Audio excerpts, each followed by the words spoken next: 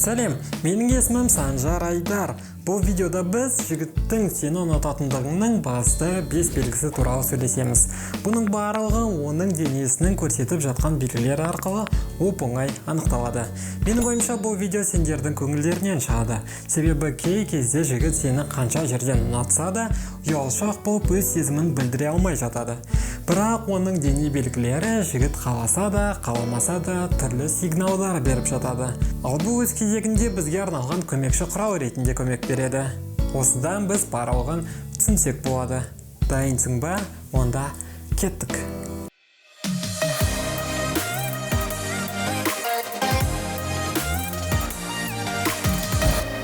Менің ойыма келетін ең қарапайым нәрсе бұл ұнатудың қарапайым белгілері. Бір-біріне ұнаған адамдар көбінесе ашық позаларды ұстанады. Жігіттің саған қалай тұрғанына назар аудар.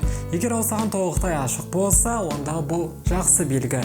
Ондай белгілерге ашық жестикуляцияда, жейдесінің жоғарғы түймесінің ағытылуы, сырт киімнің шешілуі де жатады. Онымен қоса көршің сені мән беріп, сөзіңді бөлмей тыңдауы да, көпшілікте тұрғанда аяғының ұшының саған бағыттауы да өте жақсы белгілер. Белгі номер 2. Жігіттің әрдайым саған қолмен тиісіп кетуі. Ол сені ұнатып қалса, барынша қолынан ұстап, құшақтауға да тырысады. Бірақ бастапқы кезде олай жасай алмағандықтан, осындай іс-қимылдарды бір абайсыздан жасағандай кейіп танытады. Немесе ауа райы суып кетсе, кешір, менің саусақтарым жаурап кетті, сенің қолыңнан ұстасам бола ма? Дейтін белгілер жатады. Ал шындығында жігіт бар мүмкіндікті жіберіп алмас үшін өз қолынан келгеннің барлығын жасап тырысып жатса, бұл көп нәрсені білдіреді. Үшінші, оның уайымдауының белгілері. Сонымен, егер жігіттің сенде сезімі болса, оның уайымдауы бұл қалыпты жайт. Себебі ол мүлдем уайымдамайтын болса, демек бұл екі нәрсені білдіреді.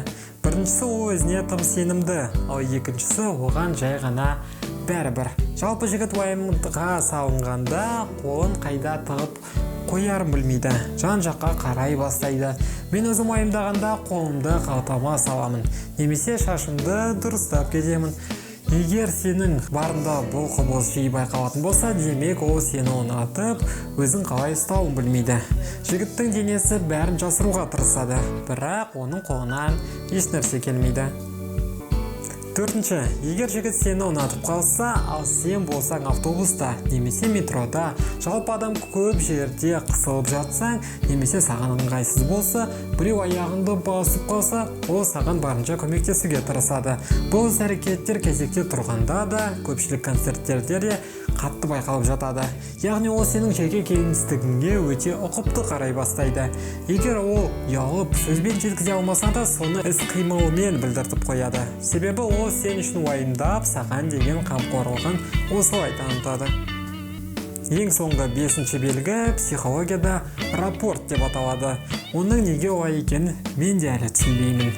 Сен оны байқамай да қалуың әбден мүмкін, бірақ жігіт сенің іс-әрекеттеріңді өзі білмей қайталап жатады. Мысалы, егер сен жігітпен сөйлесіп, басыңды қышитын болсаң, немесе қаситын болсаң, көп уақыт өтпей ол да тура соны жасап жатады. Немесе диалог кезінде қолыңды жинап қойсаң, бірнеше минуттан кейін ол тура соны қайталайды. Өз кезегінде де осының барлығын бақылап, өз эксперименттеріңді жасасаң барлығын түсінетін боласың. Келесі кездесуде сен кейбір іс-әрекеттерді әдейі жасап, осы нәрсеге көзіңді жеткізсең болады. Жігіт қаншалықты олай емес десе де, оның денесі бізден еш нәрсе жасыра алмайды. Ал бүгінге осы айтылған кеңестер пайдалы болып, видео саған ұнады деген ойдамын. Сол себепті тез лайк басып, өз пікіріңді төменге жаз. Бұл тақырып жайында көбірек ақпарат білген келсе, дәл қазір менің төмендегі инстаграмыма кірсем болады. Жаңа видеолардан құр қалмау үшін каналға тіркелуді ұмытпа. Сенімен бүгін болған мен, Санжар Айдар. Келесі видеоларда көріскенше.